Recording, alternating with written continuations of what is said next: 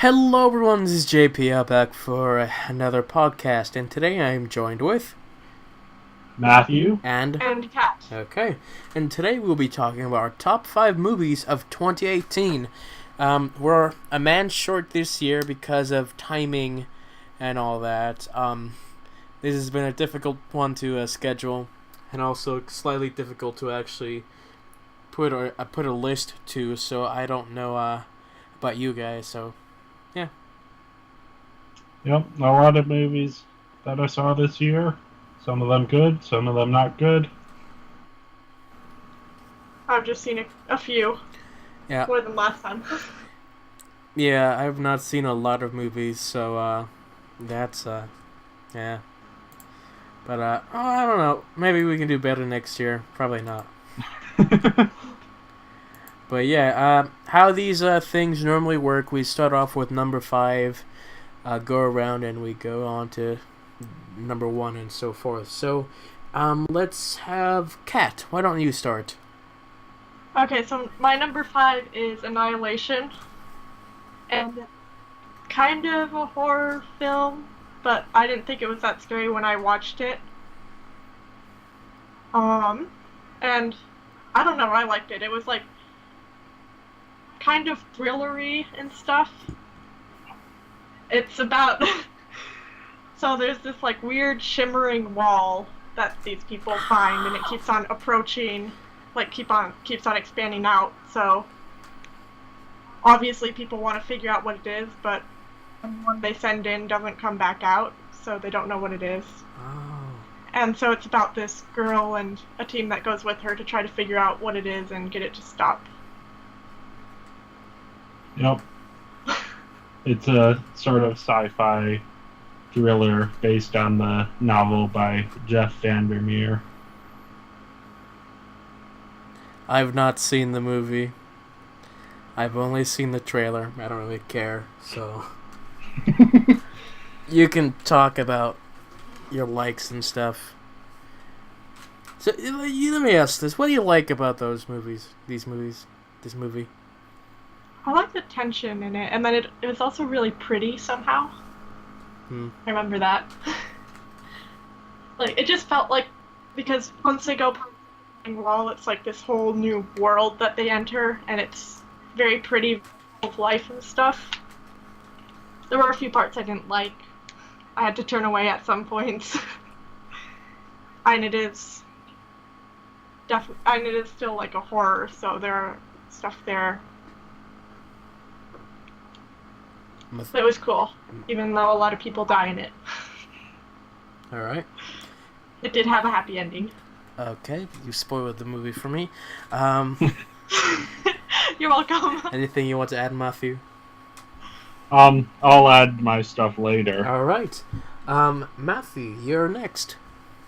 Yay. So, my number 5 pick is one from very early on in the year, and it's Love, Simon, which is a senior in high school, and he's just your average, everyday senior in high school, except he has a big secret, and someone decides to blackmail him.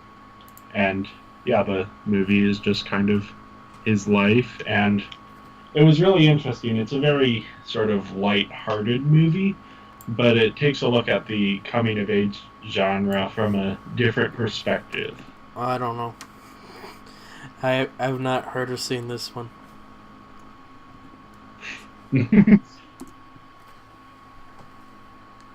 Same. Yes, the acting was especially good, and it's kind of like if the supporting characters in a typical coming-of-age story were the main characters. Uh-huh. Yeah. Yeah, is that your professional? Yeah. Okay. In my amateur opinion.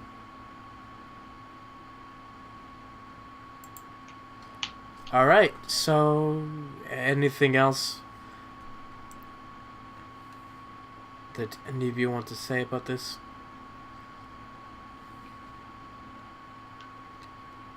I guess we're moving on then.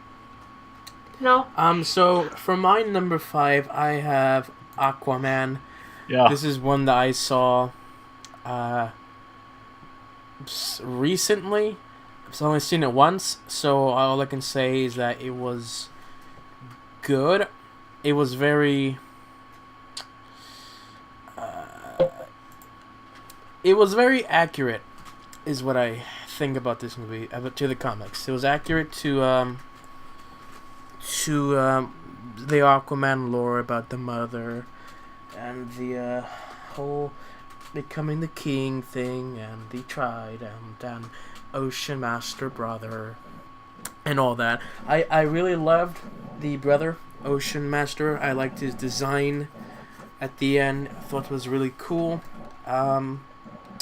Mira, sometimes her hair was fake. Other times it looked good. That could be hit or miss.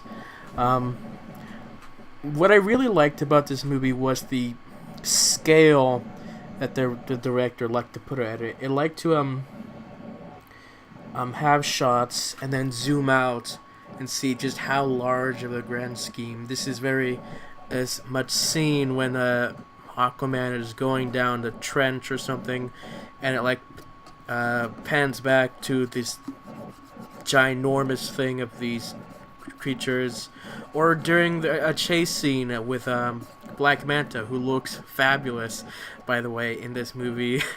When they're being chased and you have a bunch of like sneaked in one shots, and it looks very good, and the fight thing with him was cool. I don't know. I like the scale. I like some of the fighting. My nitpick is that while some of this was very accurate to the comics, mainly story-wise, character-wise, this thing about Aquaman is like they try to make him more comedic and funny and whatever that is. But that's fine and all, but it's not really the accurate the way Aquaman is supposed to be. So I don't know. I like him, but I prefer my blonde King of Atlantis Aquaman with a hook for a hand. So that was good.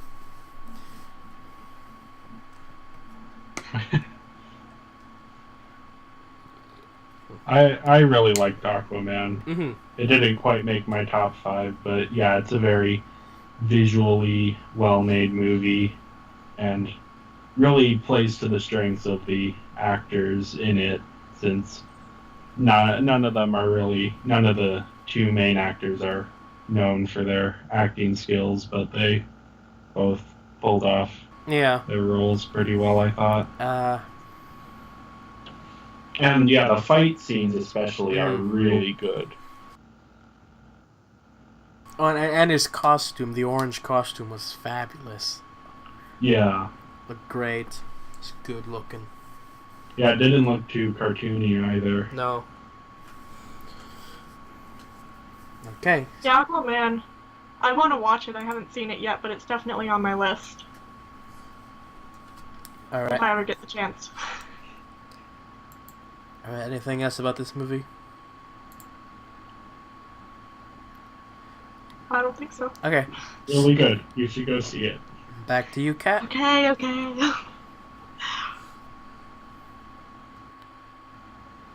Back to you, Kat. Number 4. Oh, sorry. Number 4 for me is Jurassic World. Okay. Which it's about these people who, well, for Jurassic, it seems like they had evacuated Jurassic Park because it's too dangerous. But then at the beginning of the movie, they realize the volcano is going to explode. So then there are these people that want to save the dinosaurs. So they end up taking the main character to the island, and then it's him. And I don't know how much more I can say because spoilers. I mean, we're fine with spoilers here. Oh, okay. Oh, So, by the way, spoilers, people. Spoilers! So they end up figuring out that all the people, like the huge organization that's trying to help save the dinosaurs, is actually trying to exploit the dinosaurs. Mm-hmm. So then the main character decides, oh, we need to rescue them. Yeah. And yeah. Right. I for one enjoyed this movie a lot.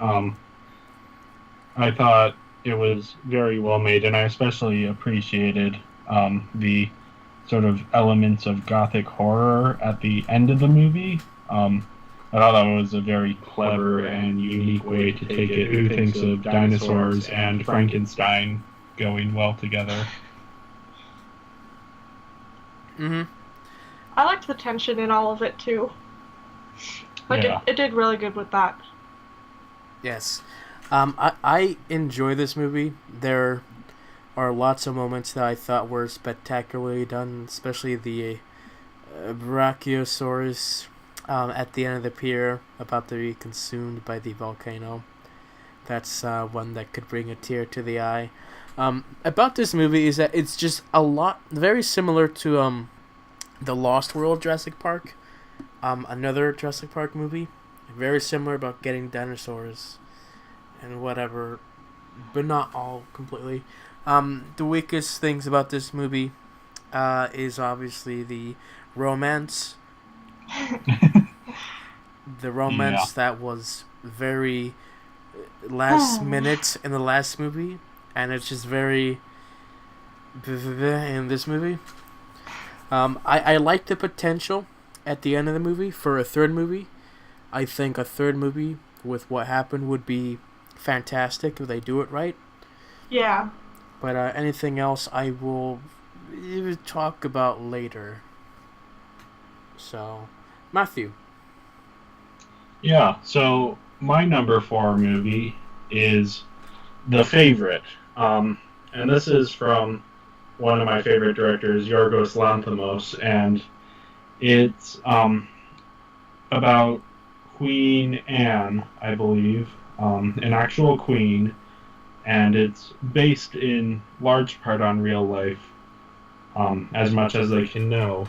And it's about two of her servants, one who's sort of been with her whole life, and another one who just showed up, and they're all vying for power.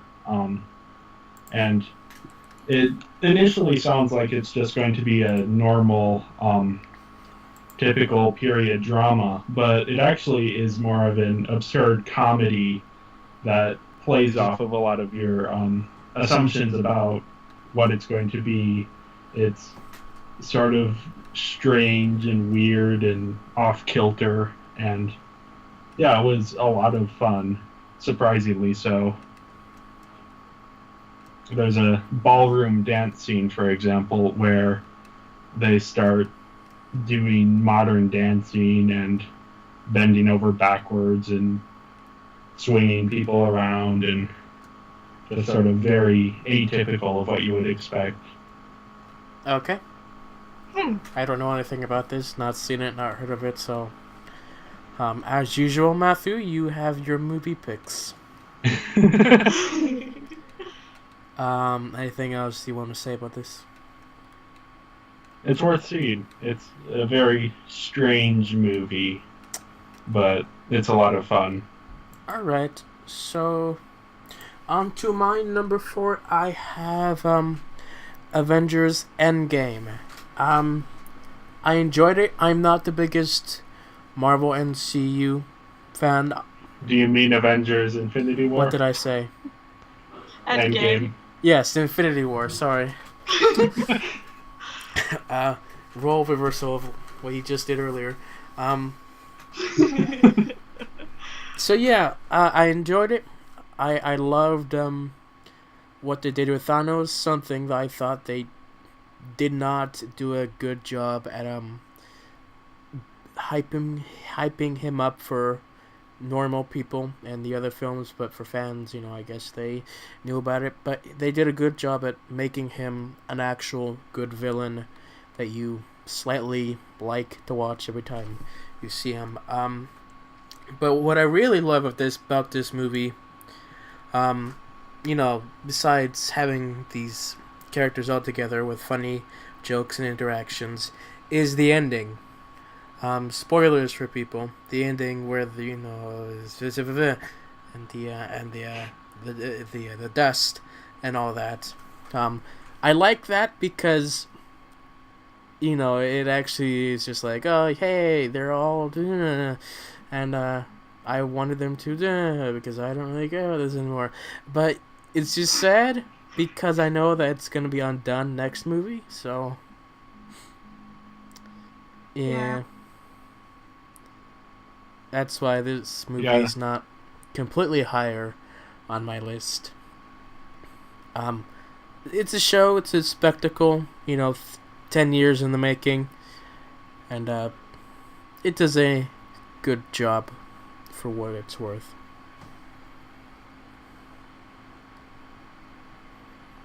Yeah, I think this is definitely a very bold direction for the franchise. I don't think they'll actually follow through on all of the things that they did in this movie. I don't think there will be consequences quite as lasting, but well there can't because they're making more movies. Yeah, but yeah, I thought it was a very well-made film, and also it doesn't quite hold up all the time, but it works really well as like a spectacle, as building on the last 10 years of Marvel movies. Yes. I'm not sure how well this will hold up in like 30 years. We shall see. So yeah. Yeah, I kind of wish they would stay spoileried. What happens in the end? Just because I feel like that would make a better like ending if it was actually the end. And people cry, children, whatever. Anyway, so yeah, Kat, onto you. Okay, my number 3 is Crazy Rich Asians, and that's a movie about this girl who has a boyfriend, and she ends up going to Singapore with him for a friend's wedding, and there she finds out that he's rich and meets his crazy family. And that's about the summary of it. Okay. I just liked the story of it. I liked the romance. I don't remember too many funny parts, but I liked the feelings that I got, feels from it. Mhm. Yeah. Yeah, it's sort of a romantic comedy set in Asian culture. It is a bit serious too, yeah. though. Yeah, it's not a comedy in the sense that it doesn't take itself seriously. It's very, yeah. It's very, yeah. Very, yeah. I've not seen anything about this, so I don't know anything. Anything else you have to say about this? It's a good watch. Yeah, it's sort of a light, fun. Not if you want a serious story, but it's just fun to watch. Mhm. Okay. So, Matthew. Yeah. My number 3 movie is Mission Impossible 6. I went to see this in the theater and went with quite a few people. I actually saw it twice in a theater setting. And it was just a really fun experience, first off, because you could hear the people on the edges of their seats, and you heard gasps when different things happened, and it's so cool because a lot of the stunts are actually real, and it really feels real. And then it's just really well directed. It's very artistically done, but it's still very exciting. Yeah. It's a lot of fun as well. A few jokes here and there, but it also has some more serious moments and wraps up some storylines that were kind of left hanging from other movies in the franchise. Mhm. Yeah, I liked it as well. I've not seen it. I will see it at some point. My big criticism of the movie that I've not seen is just the title. How it's just called Fallout.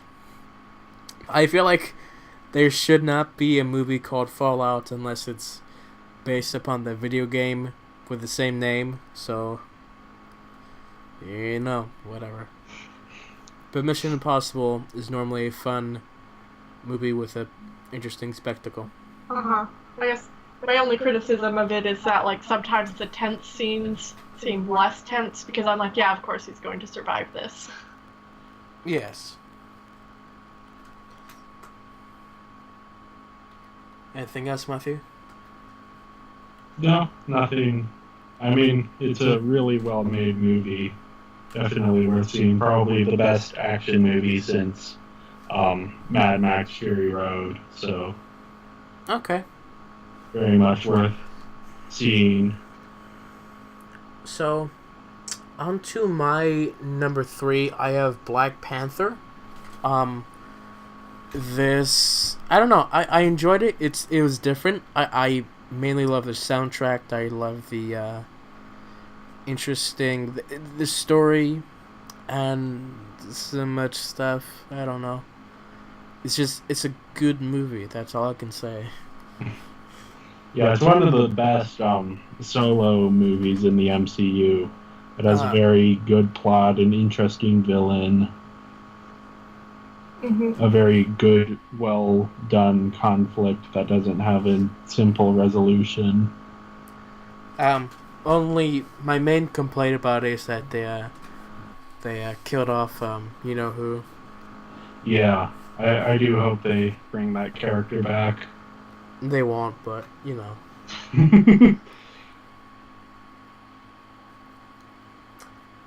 Kat, Okay, so... your thoughts on the movie? Oh, that's what it was. Yeah, I enjoyed it too when I watched it. Seems like so long ago, though. Yeah, that was right at the beginning of the year. Yeah. Yeah, it's just hard to remember what happened without rewatching the movie. Yeah, So, like, it was... yeah. I guess on to you, Kat. Okay. My number 2 movie is Incredibles 2. It was a lot of fun. I watched it in theaters too, so it was cool to see people's reactions to it as well, and yeah. It was also cool to see Jack use his powers and stuff and his parents finally figure out. I don't know, I liked it. Especially since I wasn't expecting too much from it when I went into it. Yeah. I've not seen it. For money reasons, I'll see it at some point. I don't know. I just feel like I've outgrown the series at this point. Something that I would have wanted years ago as a kid. I saw the first one in theaters as a kid. And then the fact that this one is just like 14 years later, 15, 14 years later, is just like 14 years of me growing up with just the first one. I feel like the second one came too late for me. Other people, I'm glad that they enjoyed the movie. I just feel like, I don't know, I feel like I've outgrown it at this point. I feel like they've kind of put that into thought, though, when they were making the movie, because they focus... Well, I guess on the first one they did focus a bit on the parents' struggles, too, but, I mean... I don't know. I feel like it was really good, even though I might have outgrown superhero. They're still Marvel. Even though I might have outgrown the first one, I felt like the second one... I don't know. We'll see when I actually watch the darn thing. You should watch it. You should watch At it. some point. You should watch it I'm right now. recording this right now.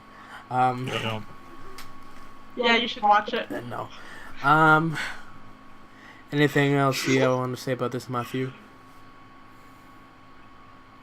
I saw it. I didn't enjoy it as much as other people, but I understand why people enjoy it. It just didn't quite... I think you can't really go into it with super high expectations. Yeah. And, I mean, part of it for me is that I don't tend to like Pixar movies. Yeah. So, at least the most recent stuff. Yeah, besides Coco. Besides Coco. So I guess it's on to you, Matthew. Yeah, so my number 2 movie is a smaller movie. It's from Iceland, and it's called Rift. And it's a horror movie, but not in a typical sense. It has a very typical setup where guy gets a call from his ex to go to this cabin in the middle of nowhere. But the film itself, even though there are sort of weird things going on, and maybe there's a murderer, or maybe it's a ghost, or what's going on here, it's really more a movie about the relationship between the two characters, and it's very open to interpretation, but the film kind of represents the two main characters and sort of why their relationship didn't work out in the first place. So I thought it was a very unique take on the sort of horror genre that also some really great acting, and the house that they found is in an incredibly beautiful location in between the mountains in Iceland, so it was really fun to see that as well. You and your Icelandic movies. Obviously, I have no idea about this movie, so I can't say a thing about this. Matthew, you watch too many weird movies. Apparently they're really good though, since I mean, he out says ones that that they're you know. really good, but I don't know. Anyway, so on to my number 2. Is the Death of Superman animated movie. What I really like about this is that it's very accurate to the actual comic. The Justice League is actually involved. We have a romance with Lois Lane. Doomsday is evil and such. I don't know. I like the animation. I like the action. I liked everything. It was cool. I was not disappointed. I liked it better than the Doomsday movie that came out years ago, animated as well. They're gonna have a sequel to this coming up soon. So yeah, I liked it. I would somewhat recommend it. It's kind of bloody, but yeah. I really like this one as well. I think in this single movie, it got me to care more about Superman than in the last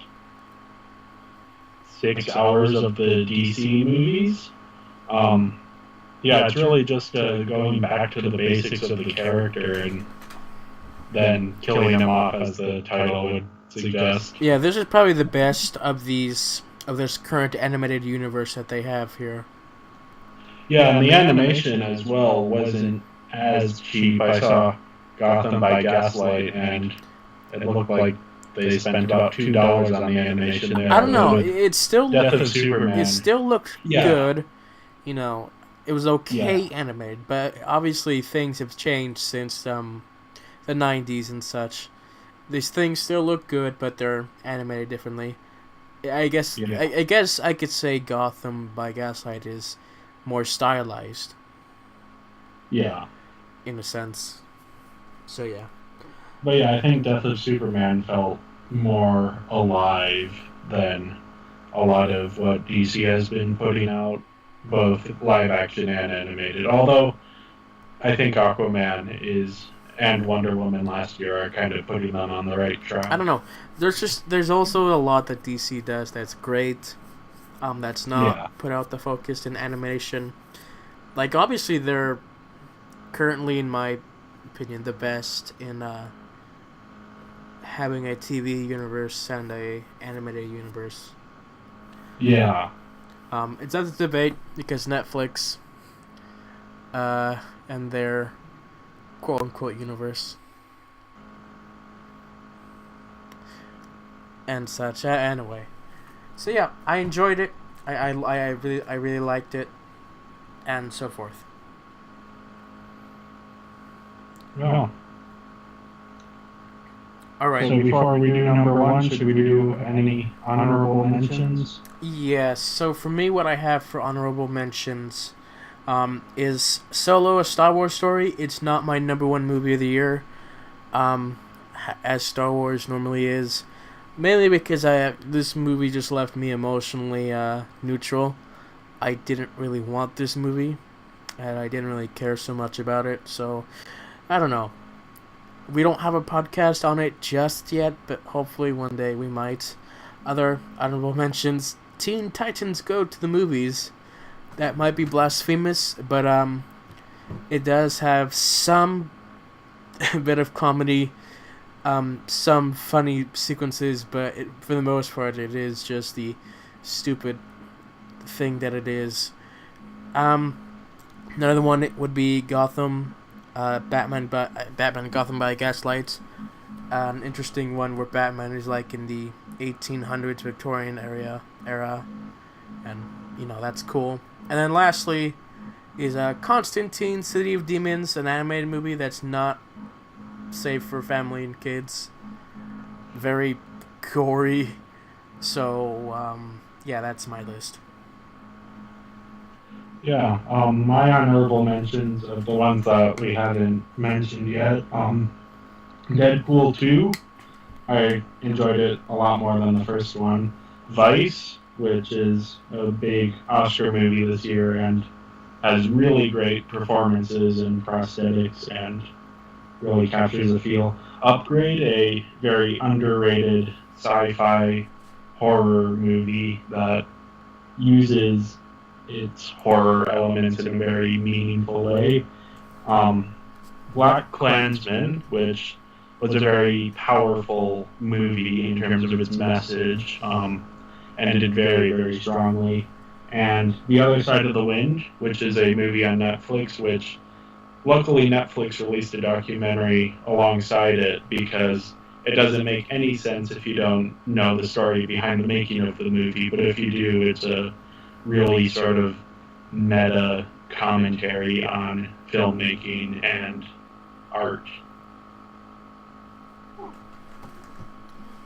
All right, Kat. For me, probably just all the Marvel movies that came out this year that I've seen, which is The Avengers, Black Panther, and Ant-Man and the Wasp.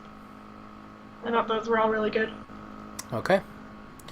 So on to your number one. Okay. My number one is Mission Impossible Fallout. Mm-hmm. I just really enjoyed it, and Matthew already talked quite a bit about it, so I won't say too much, but the comedy was great, the tension was pretty good, the characters were good, I liked the story. Yeah. Really visually interesting as well, like, especially considering the fact that a lot of the stunts are real. Yeah, that was really cool to consider. Yeah. Sort of Tom Cruise is actually flying a helicopter through the Himalayas. It's not just CGI backdrops. And of course, they did keep the take where he broke his ankle, and when you see the movie, you know why they kept the take, because it is one of the best scenes in the movie. Okay. I've said everything I needed to say about that one, so on to you, Matthew. Yeah, my number one has also already been mentioned, and that's Annihilation. I was blown away by just how well made the movie is and how significant. It's a very sort of thematic, metaphorical movie, but it can be read in so many different ways, and it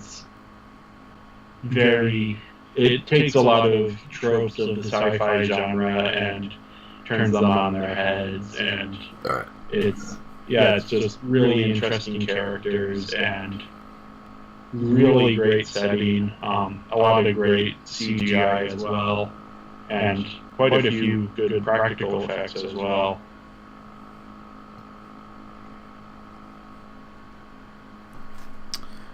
As stated before, I did not see it. Anything else you want to add, Kat?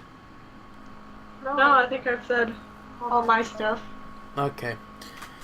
Before we get to number one, I just want to say that if you've not checked out our other podcasts, you can go check them out.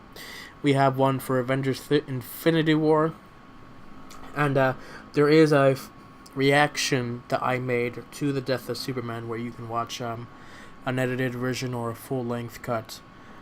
You can check those out. They're on the playlist somewhere.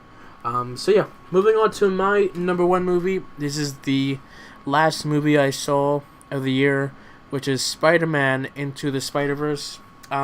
Very well animated. I liked the different animation styles that they used. It had a nice pace to it. Moving forward, I had a lot of very interesting fights and action sequences in this movie that I enjoyed. There are some interesting plot twists to this.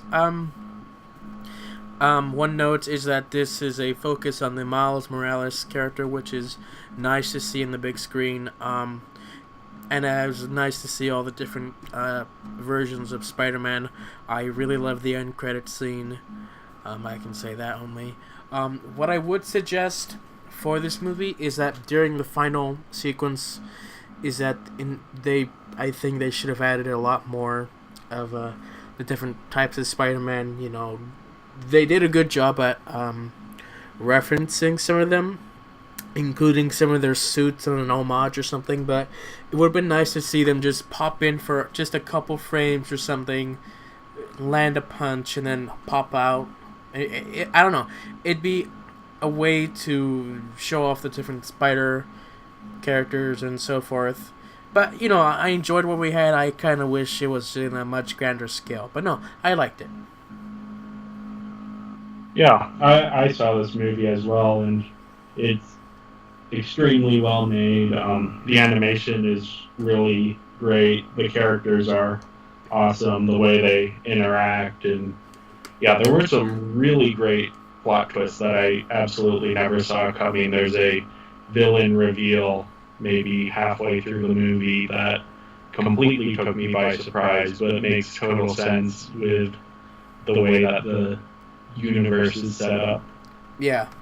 Also, this is a very funny movie. It makes jokes about Spider-Man and so forth. Yeah, and it does so in a way that isn't disrespectful to the character, but sort of remains true to who the character is, and also one of the best Stanley cameos ever. Yeah, I guess that was funny too. Yeah, unfortunately I haven't seen this. Again, it's on my list, and I've seen the trailer though, and I thought the animation looked really cool too. I think you'd probably enjoy the anime Spider Girl. Just a hunch. Probably. Anyway, so anything else about these that we want to speak about our list here? Didn't see every movie of the year, No. I saw a good cross section of them, so I saw enough to have on my list. yeah. But not necessarily, not really enough that I'm confident about what it is I like about this year. So now we move on to our least favorite movie of the year, and let's go on with Kat. Okay, so my least favorite is one called The Princess Switch, and it's about this baker who goes to this town for a baking competition, and then she sees a princess, and they have the same face, so they switch places. And it's just not well written. The characters are terrible, but it's also one of those movies that's so bad it's good kind of thing. Like, when I watched it with a bunch of other girls, and we had a fun time laughing at it the whole time, but we did laugh at it the whole time for good reason. Okay. That plot sounds like something we've seen before. I don't know. I can't put my finger on it, what it is. I don't know. It reminded me, like, when I was watching it of Flop or whatever that was called. Prince and the Pauper and Well, Parent Trap and Parent Trap, that was it, Yeah. yeah. But yeah. Oh, the other thing is that they fall in love with each other's man, basically. So, like, the princess is engaged with someone, and obviously the baker falls in love with him, and then the princess somehow falls in love with the guy that really likes the baker and doesn't notice that she's a different person. Okay. Whatever. Anyways, Matthew.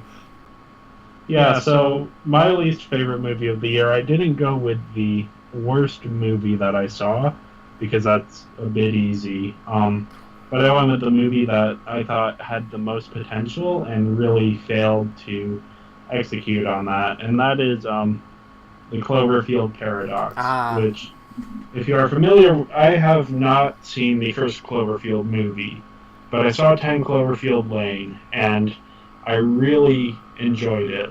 And I thought it was the perfect jumping off point for a series of not connected sci-fi films that were more connected by themes and tone rather than actual story. So sort of like a Black Mirror, but for films. But then I saw, well, I after 10 Cloverfield Lane, I was looking forward to another Cloverfield movie. And then suddenly I'm watching Super Bowl trailers, and there's a trailer for this movie called The Cloverfield Paradox, and the trailer says, "Watch it tonight." This completely surprised everyone. They announced it the day that it debuted on Netflix. And so I went in knowing absolutely nothing about the movie. And for the first 30 minutes, it was a little bit silly in some parts and a little bit cliche, but there were some really interesting things going on, some great questions and concepts. And then they also had these really interesting, gruesome deaths. And so I was getting into it. And then after that, the deaths got less and less extreme with each one and less intense. It was kind of like they flipped the movie upside down so that it, rather than rising in tension, it was falling in tension. And the parts that connected back to the other Cloverfield films felt tagged on, which makes sense because that's exactly what happened. The studio had this original sci-fi movie, and they decided to turn it into a Cloverfield movie. And then when it wasn't good enough, they handed it over to Netflix. And it ends in a fight scene, which I'm not sure, but it looked shot for shot ripped off from a fight scene in the first episode of Agents of S.H.I.E.L.D., which I saw quite a few years ago and wasn't the most revolutionary thing either. And yeah, it was just it started out with a lot of potential to be this sort of mysterious sci-fi horror, but then it just lost everything that was going for it and became confusing and boring and convoluted. All right. I know that you talked to me about this one. I do enjoy the Cloverfield movies. I liked the first one. I really loved the second one. I was hoping maybe there'd be a sequel. I've not seen this one because of what you told me, and because, I don't know, it just didn't really look interesting to me. But yeah, it's such a shame that things end up the way they did. But moving on to my worst movie. This is kind of not really worst because I didn't really see enough movies to say, oh, this was bad or something. And so my worst movie of the year would be Jurassic World, mainly because I feel like after I saw it, I thought it was good. However, I felt that the tension and thriller aspect of it would not actually apply upon second or third viewings as the Alien movies would. There are plot holes. There are just stupid things that characters do, silly lines, stupid character motivations, and so forth. I don't know. I feel like this should have been a lot better. They waste a lot of characters. They misuse a lot of characters. And all I can say is that I like the way that they that could make a great third movie. So yeah, that's all I can say.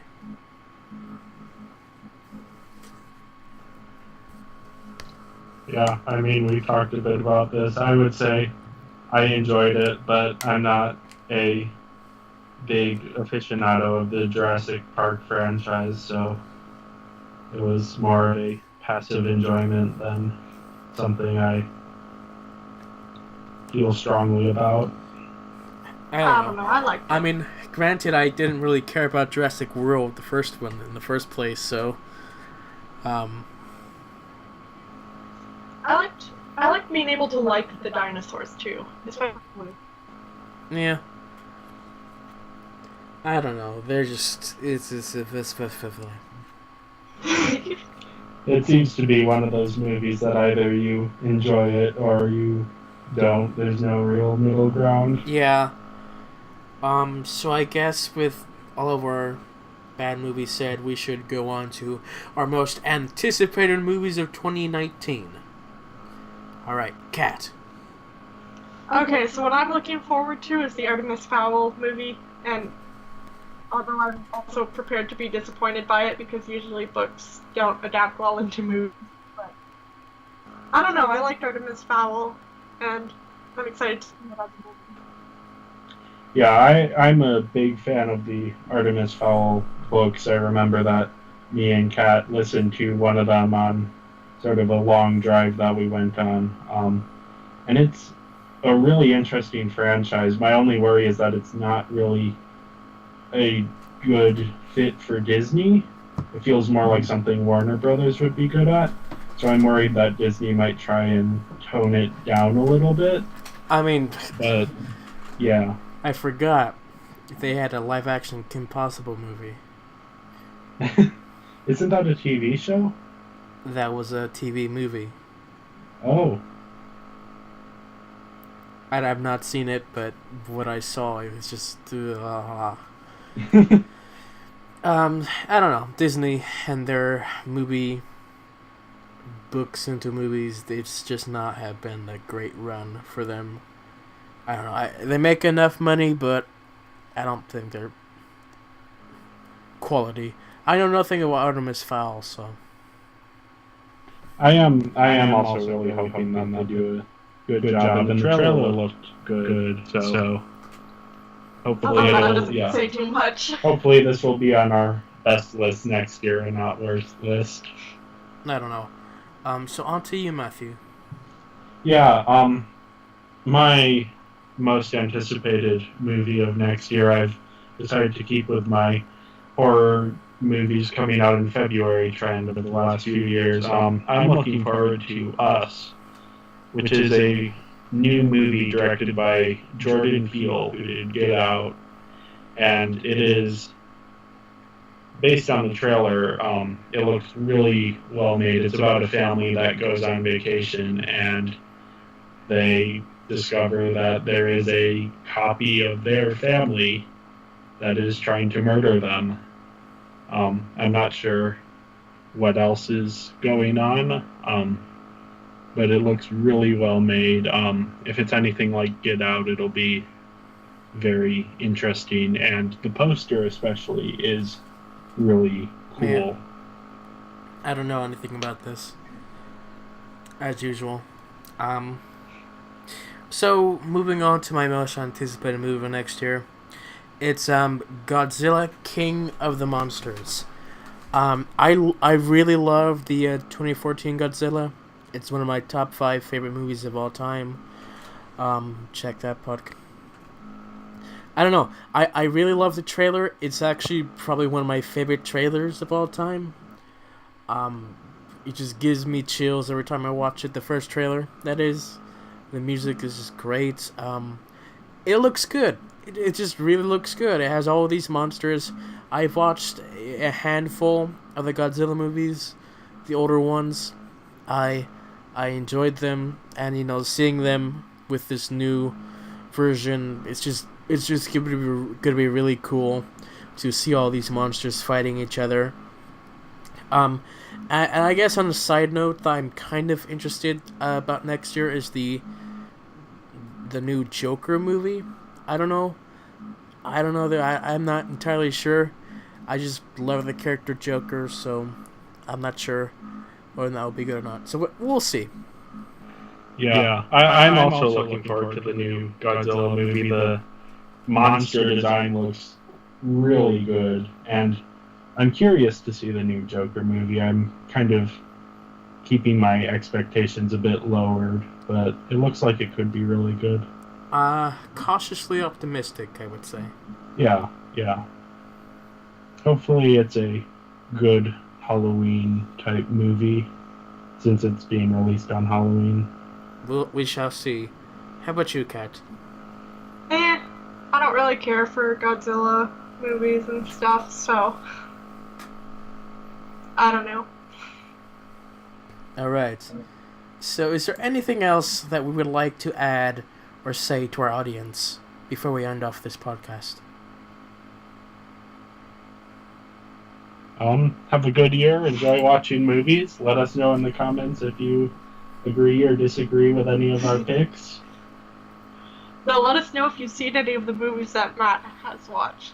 Yes, if you have seen half the movies that I have seen this year, I will be impressed. All right. So yeah, this is it for this time. So yeah, thank you guys for watching, and we will see you all next time. Bye. Bye. Bye.